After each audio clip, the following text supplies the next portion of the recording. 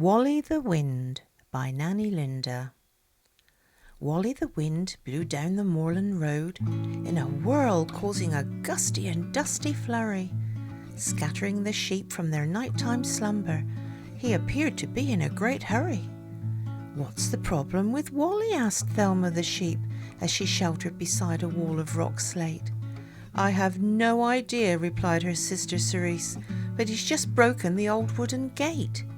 "So sorry, sheep flock," shouted Wally the Wind as he twirled around in a tizzy. "I overslept and am late for my visit with my mother, the lovely wind Lizzie. We arranged to spend the day together and have a catch-up and a spin around, and we may twirl down over the sand dunes and whirl up into the town." Wally whipped down into the valley and then travelled up across the wide stream, blowing off a fisherman's new hat just as he was reeling in a prize bream. Up and over the hillside, then down into the local town, where his mother, the lovely Lizzie, was having a little lie down. Wally was puffing with exhaustion as he stopped at his mother's side, and she grabbed him for a cuddle, and they twirled around with delight. This sudden gust of double wind, caused by Wally and his mum Lizzie, caused the builder, Frank the man, to come over feeling quite dizzy. The problem was Frank was carrying a huge tree trunk log which he was going to use to repair his garden shed, and when the gusty winds hit him, he lost his balance as he shouted, "Look out, Fred!"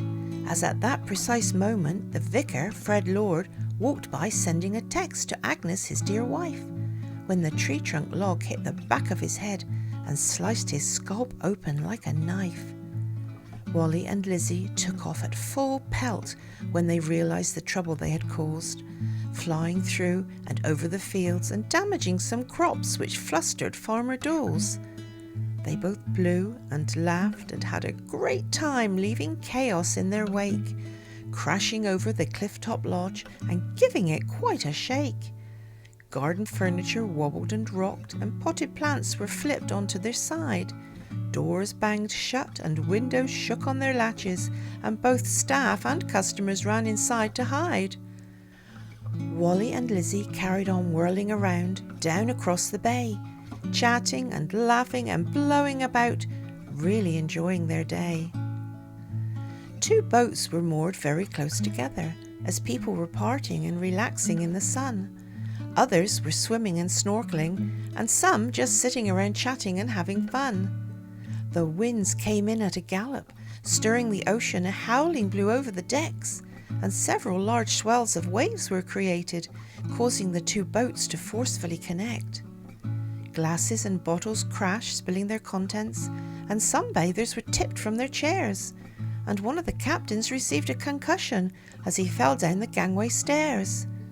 There was screaming and shouting on both of the boats as the partygoers held on for their lives, while the swimmers kept their distance and the snorkelers bobbed around with wide eyes. Wally and Lizzie then turned inland, heading for town, passing over the Lindy Lew's lake, quite unapologetic at the disaster that they had left in their wake. They were not causing problems on purpose. There was no malice to their breezy play. They were just having a fabulous time and making the most of their delightful day. On Lindy Lew's lake there was a lone kayaker paddling around with binoculars around his neck, viewing the birds and local wildlife, enjoying his peaceful trek. Wally and Lizzie whizzed up and over the lake, causing turbulence in the air and in the water, and the kayaker assumed that he had been caught in a speedboat's wake, which he thought was totally out of order. The kayaker had been knocked into an Eskimo roll and came up gasping and let out a scream, ready to confront the pilot of the craft, but when he looked around, all was calm and serene.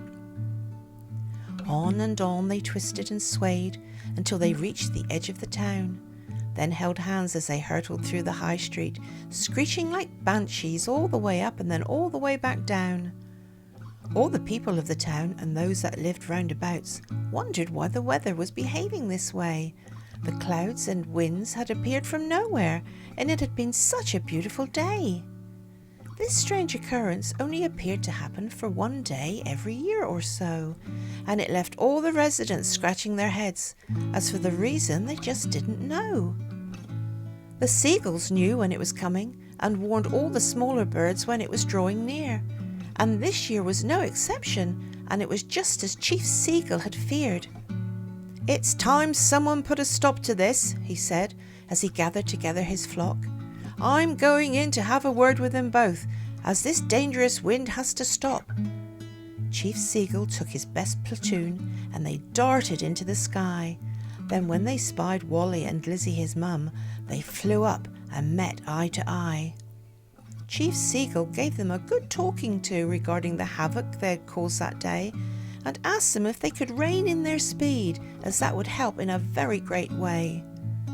"We didn't intend to cause such trouble," Wally and Lizzie sadly replied. "We just have such a good time flying together on our annual windy ride."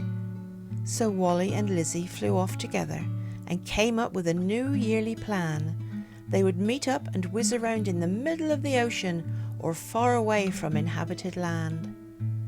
Mother and son said their goodbyes as Lizzie blew off to the west and Wally gushed back up to the moor to gently float around his friends the sheep flock and perhaps down to the stream on the valley floor. "Back again," said Thelma as Wally swished by. "Hope you have had a good day." "Yes," laughed Wally, "we had a brilliant time and broke some speed limits on the way."